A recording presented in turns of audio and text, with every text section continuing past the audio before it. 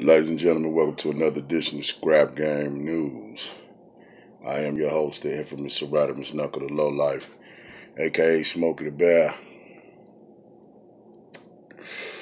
aka none other than the great motherfucking Ike Turner, you dig? Hey man, it's been a while since I seen y'all, you know what I'm saying? Because your boy been, you know, taking care of some business, you know what I'm saying? But nevertheless, let's jump right into it. You know, it's been a long time since I came at y'all. You know, the last fight that we were supposed to discuss was Triple G and Canelo. Well, I mean, I watched that fight, I don't know, maybe 30 times with the volume down, you know what I'm saying? And I still came up with the same result. I didn't see nothing controversial. I had an 8-4. You know what I'm saying? I had Canelo with it the first three and the last three. And in there somewhere, you know, in the middle rounds, Gennady might have won five. But, I mean, four rounds, I mean, you know. But continuing in boxing, the great Andre Ward, 175-pound champion, retired. Terrence Crawford, who was a 140-pound champion, well, numerous titles, but 140-pound champion, vacated all his belts, moved up to 147. My thing with Terrence is when they asked who he want to fight, of course he said Keith Thurman because he said Keith is the man at 147. Well, contrary to popular motherfucking opinion, uh, Earl Spence Jr. is the man. And you're going to have to see him, homie. You know what I'm saying? And that's the bottom line. So, I mean, take it for what it is. We jump into last night. You know, you had Deontay Wilder versus Berman Stavern. One round demolished. I wasn't impressed simply because of who he was fighting. Now, if Ortiz, King Kong Ortiz would have passed his drug test, then that's who Deontay Wilder would have been fighting. It would have been a better challenge, I believe. Um, Bermain didn't have nothing coming, got crushed in the first round. You did absolutely fucking crushed. So, I mean, you know, I was impressed because Deontay definitely made a statement as far as in the heavyweight division, but you ain't gonna do that against Anthony Joshua. And I got Anthony Joshua knocking you out in 3 rounds. So you take it for what it is. Fuck you, shit, you know. But all that wild shit you was doing with Berman, that's not gonna happen, man. And if you think it is, you a fucking fool. Um, so I wasn't impressed with who he did it to, but I was impressed that he made a statement like, "Hey, I'm here." So come on with the come on and get down with the get down. You know what I'm saying?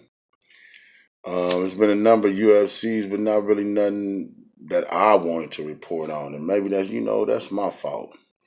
You know, um, that's my fault because it's really about sports. You know what I'm saying? It's really about the sports and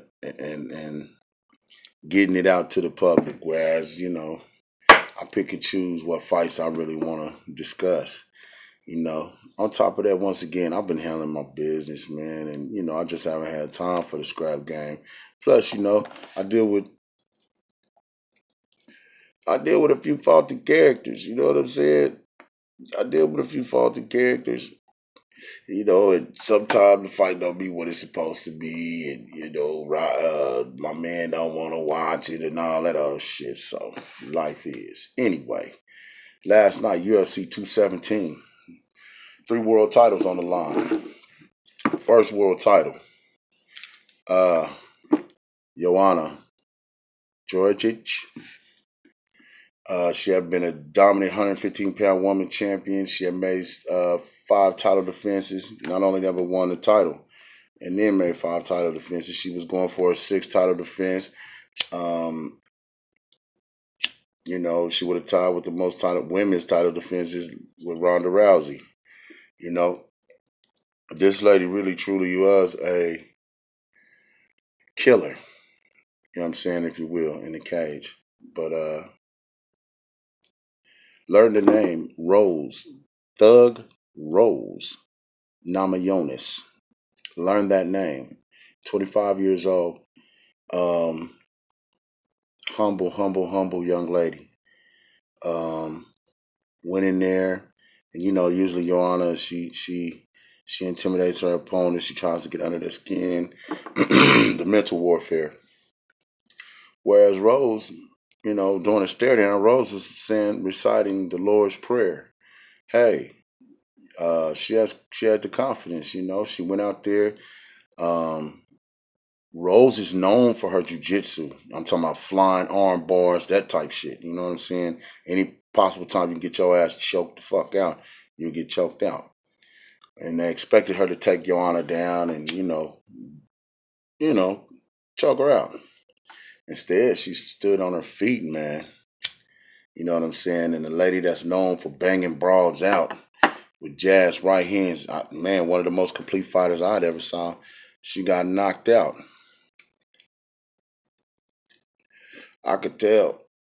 As soon as I as soon as the fight started, the normal jabs that she throw, the aggressiveness she comes out with, wasn't none of that.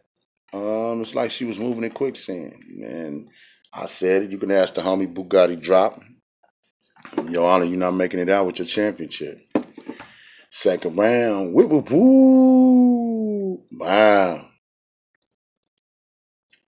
Next fight, I believe it was the bantamweights, 135 pounders. TJ Dillashaw was the challenger versus Cody Garhart, which is the champion. They have both been from Team Alpha Male. Came up, but TJ decided to leave Team Alpha Male, go learn from different people. You know what I'm saying? Change his surroundings, learn from different people. Team Alpha Male is like, fuck that, Cody Garhart became bantamweight champion, and he it was like, TJ, man, bring your bitch ass on, cause you went against the squad, and fuck you, and I'm gonna knock your ass out. And Cody is a killer. It was all killers in there last night. Cody is a killer. You know what I'm saying? And as they got to banging out, Cody hurt DJ early in the first round, knocked him down, but it was like only a few seconds left. I'm gonna start slowing down in a minute. Anyway, he hurt him. Round ended. They came back out. Cody said, "You're not making it out this round, motherfucker." And they began to bang. Cody left himself open. I believe he was throwing a right hook or something like that. Got caught with a right hook. He was too far wide out. TJ stepped in, perfect shot. Boom. You seen his eyes roll, everything. Put him to sleep. Cody lost. So now you have the return of the former welterweight king, George St. Pierre, 170-pound champion, 9 title defenses. At the top of his game, George hung up his gloves, said, "I'm not motivated by this anymore, It's hard at the top," which I understand. So George hung him up, came back after 4 years. Came back at 185 pounds, challenged the middleweight champion, which was Michael Bisping. Now, you got to understand, Michael Bisping started out a journeyman, you know what I'm saying? And fought his way, scrapped his way, did everything he could, and got better. Fought motherfuckers, got knocked out, choked out, all types of shit, man. But stayed with his nose to the grindstone. Became champion. Now, once he became champion, he defended the title one time, you know. And I remember when motherfuckers was sending all kind of motherfuckers at Ronda Rousey, at Joanna Jędrzejczyk, at George St. Pierre, Anderson Silva, Demetrius Johnson, continually sending monsters at him. But Michael Bisping got to pick and choose. You know, he fought Dan Henderson, old Dan Henderson. Nevertheless, Dan Henderson, and he won the second fight. And then he chose George, or George chose him, and George came back bigger. Walked around with that weight, 185 pounds, trained with it, simulated fights with that weight, walked around, put a lot of muscle mass on, looked good. See, a lot of y'all jump up to that weight or jump down to a weight division for the money, and y'all haven't never carried that weight, or not so much carried it, but did your thing at that weight. And a lot of times people can't handle it. And you can see in there where George was breathing hard and, you know, but first round, George comes out, he touching him, kicking him, jabbing him. Michael Bisping was so worried about the motherfucker takedown because George is an A1 wrestler. Michael Bisping was so worried about that shit, man. He just couldn't handle it. You know what I'm saying? Meanwhile, George is up top. Boom, boom, boom. But then when he did take him down, he took him down. Michael's on the bottom. Hey, and Mike started throwing nasty elbows. You understand? Very, very nasty elbows. Cut George's forehead, cut him across his nose. And this is George on top. But Michael was doing better on the bottom. So, they stand back up to their feet and all of that. I mean, this is going into the second round, and George was bloody and everything. You know what I'm saying? They got up. George went into a combination, brought back the left hook, knocked Michael Bisping down, jumped on top of him, began to ground and pound him. And then as Michael was flailing, George kind of let up a little bit. And as Michael went to get up, George sunk in the rear naked choke. So George St. Pierre is the UFC middleweight champion. 3-time champion, but 2 divisions. So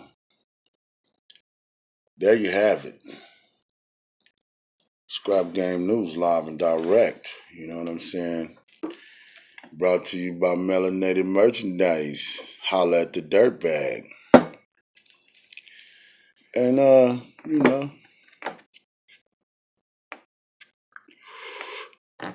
y'all be cool. And I'll get at you next time. You know what I mean? Over and out. I am the infamous Serratimus Knuckle the Low Life, a.k.a. Smokey the Bear, a.k.a. none other than the great motherfucking Ike Turner, you dig? Love, peace, and hair grease.